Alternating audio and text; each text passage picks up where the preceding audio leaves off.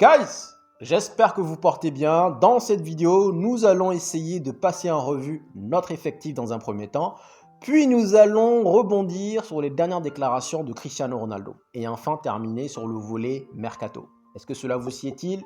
Parfait, let's go.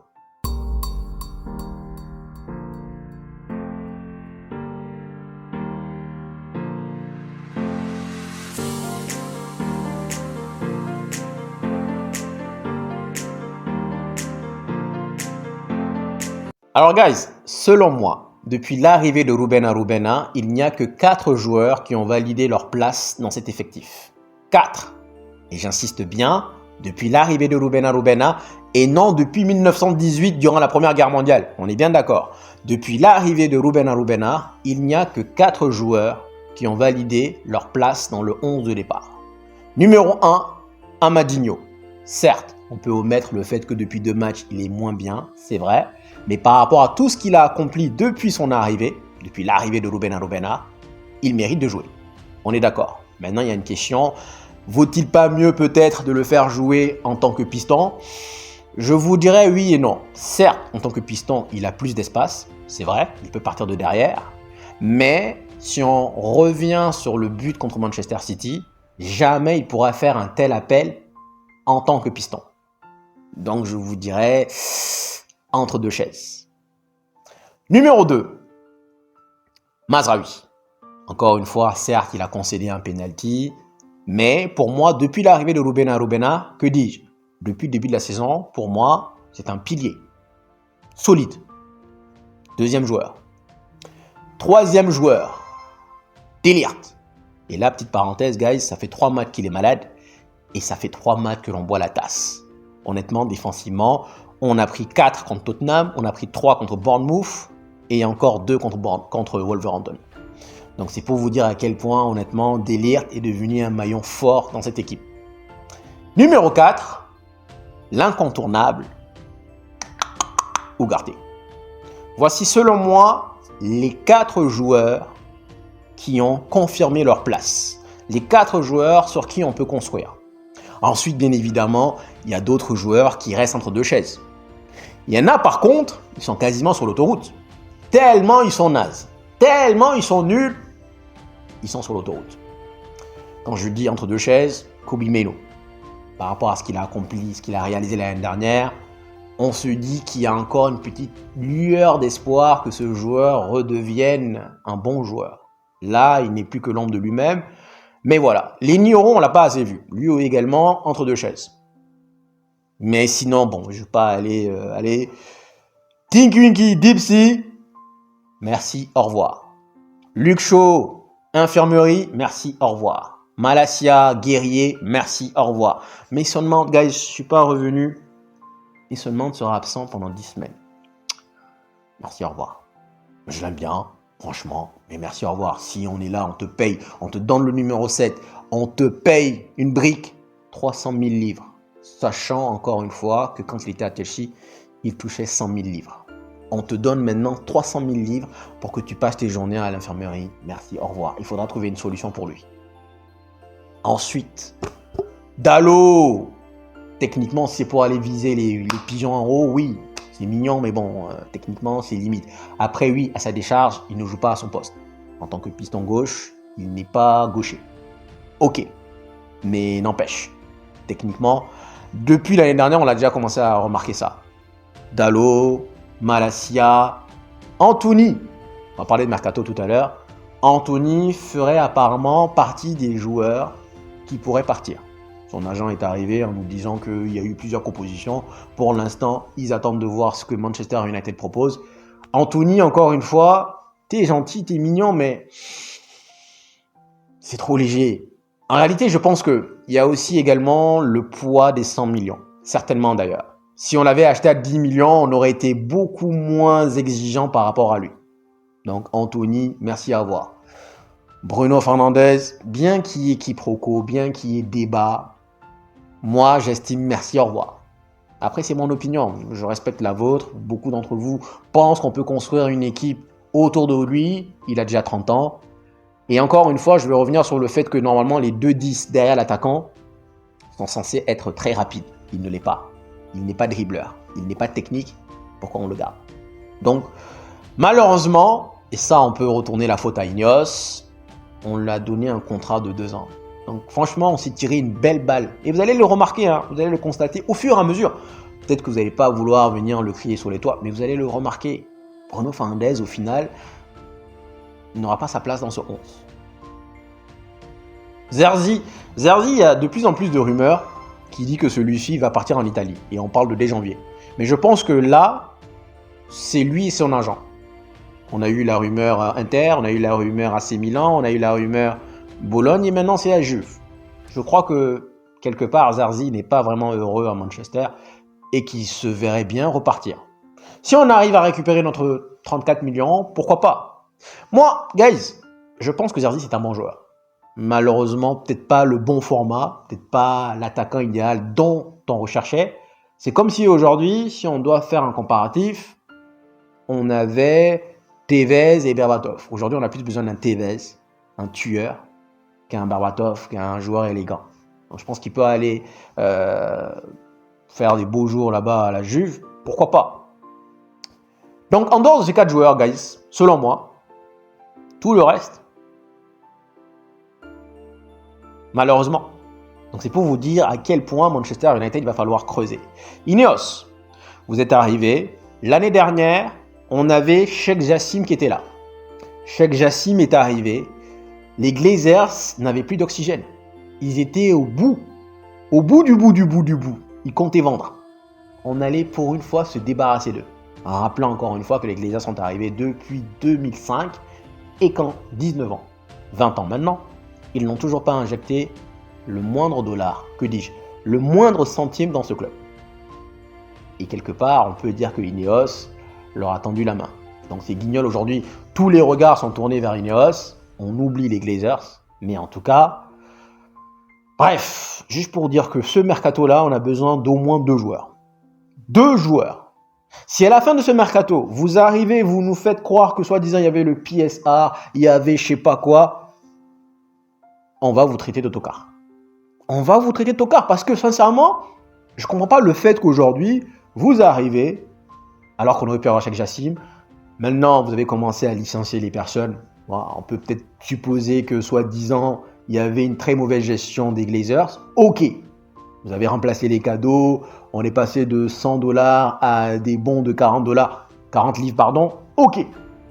Mais en réalité, guys, quand on creuse bien, tout ça, ils le font parce qu'ils veulent faire une bonne gestion ou tout simplement parce qu'ils n'ont pas d'argent. La question donc c'est, pourquoi est-ce que vous êtes venu nous casser les houilles si vous n'avez pas d'argent? Il faut poser les questions, guys. Sincèrement, j'attends encore une fois, ça ce n'est qu'un avertissement, mais j'attends encore une fois la fin du mercato. Mais en attendant, pour l'instant, c'est que du spin. Spin. On a entendu parler de Nuno Mendes aujourd'hui, joueur du PSG. Petite parenthèse, Nuno Mendes, apparemment, c'est un joueur qui se blesse beaucoup. Je ne comprends pas pourquoi est-ce qu'on va aller chercher un joueur qui se blesse beaucoup pour remplacer un autre qui se blesse beaucoup. Masterclass. Mais pour moi, ça, c'est du spin. Certes, un latéral gauche, et on le sait tous que notre priorité, c'est un latéral gauche. Mais ça, pour moi, c'est du spin. C'est comme si, en réalité, il y a une fille dans votre entourage. Cette fille-là, l'entretien de cette fille, on va dire, c'est en moyenne 2 000 €. En moyenne. Les ongles, le maquillage, les habits, les restos. 2 000 €. Vous n'avez qu'un petit 50 francs dans votre poche et vous essayez de la gérer. En sachant pertinemment que cette fille-là, c'est au moins 2 000 € et vous avez 50 francs dans votre poche. Ce que nous a fait Ineos. Vous n'avez pas d'argent. Pourquoi est-ce que vous voulez venir jouer dans notre cours? Quelqu'un dit, j'ai vu un YouTuber qui a émis une supposition en nous disant qu'en réalité, Ineos, ils s'en foutent de Manchester United. Encore une fois, c'est une supposition. Il explique qu'en réalité, tout ce qu'ils veulent, c'est venir s'enrichir. Donc, il parle de stade, dans le sens où nous, fans, quand on aura un nouveau stade, on va être super excités. Mais c'est surtout un moyen de pouvoir mieux nous revendre. C'est en aucun cas pour, soi-disant, redorer le blason de Manchester United. J'espère vraiment qu'il se trompe, parce que quand on regarde, on a parlé de 4 joueurs, il y en a 3 qui sont arrivés, mine de rien, cet été. Donc on attend de voir. Janvier, on a besoin de joueurs. On a besoin d'un latéral gauche. Ça, c'est une urgence. Ce n'est même pas un besoin, c'est une obligation. Donc Nuno Mendes, il se blesse beaucoup. Bref, pour moi, ça c'est du spin-pin, j'y crois pas trop. Mais en tout cas, on a besoin de joueurs. On va y revenir. Donc, il y a un chantier énorme du côté de Manchester United. 4 joueurs. 4. Tout le reste. J'ai pas envie de dire à jeter, mais il y a au moins la moitié qu'il faudra faire ruthless. Et j'ai bien précisé, depuis l'arrivée de Rubena, pas depuis 1918. Donc ceux qui vivent encore dans le passé en disant que lui, il a fait ça, Rashford, il est gone, il est done, il a eu une bonne saison. Mais, juste petit rappel, avant la saison où il nous marque 30 buts, la saison d'avant, il avait marqué combien de buts, vous le savez ? 5. Donc son inconsistance, ça fait déjà bien fort longtemps que ça dure, que cela perdure. Rashford, merci. Bruno, merci. Maguire, merci. Lindelof, merci. Luke Shaw, merci. Mason Mount, merci. Si on pouvait venir faire. Et là, encore une fois, on revient sur Sheikh Jassim. Parce qu'avec Sheikh Jassim, on n'aurait pas eu besoin de vendre d'abord pour pouvoir récolter des sous, pour aller chercher des joueurs. Là, à ma connaissance, on parle de vendre. D'abord, il faut d'abord dégraisser le salaire. Donc on doit vendre Casemiro, on doit vendre Rashford, on doit vendre Anthony, qui ont des fortes masses salariales. Anthony 200 000, Rashford 350, ça fait 550, Casemiro 350, ça fait 900 000. 900 000. Bref, on espère vraiment que on va rentrer et on va rip them off. Et arrêtons le bisoutage de pro-joueur, lui c'est mon gars. Celui qui est nul, celui qui n'a pas le niveau, il prend ses clics et s'éclate, il dégage. Merci. Au revoir.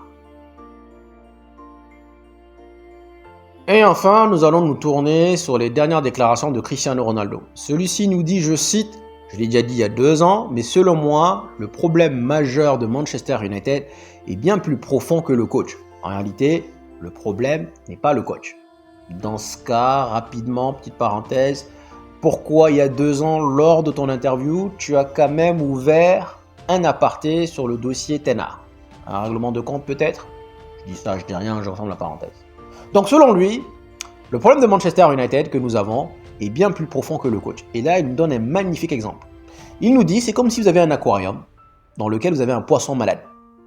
Afin de le guérir, vous décidez de sortir le poisson de l'eau pour qu'il prenne l'air et le remettre dans cet même environnement. Et malheureusement, ce poisson malade va continuer à être malade. Je dis magnifique exemple. En gros, ce qu'il veut nous dire, c'est que tant qu'on ne change pas l'atmosphère, tant qu'on ne change pas l'environnement, tant qu'on ne renouvelle pas l'eau de l'aquarium, ce même poisson-là va continuer à être malade.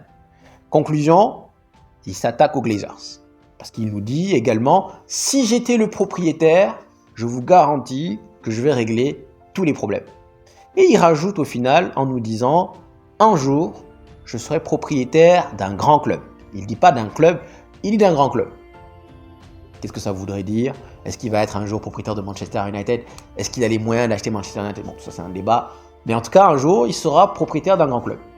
Franchement, je ne doute vraiment pas que si jamais il devient propriétaire d'un grand club, qu'il réussisse. Parce que, contrairement à Tinky Winky et Dipsy que nous avons en tant que propriétaires ici, à Manchester United, Cristiano Ronaldo, c'est un compétiteur.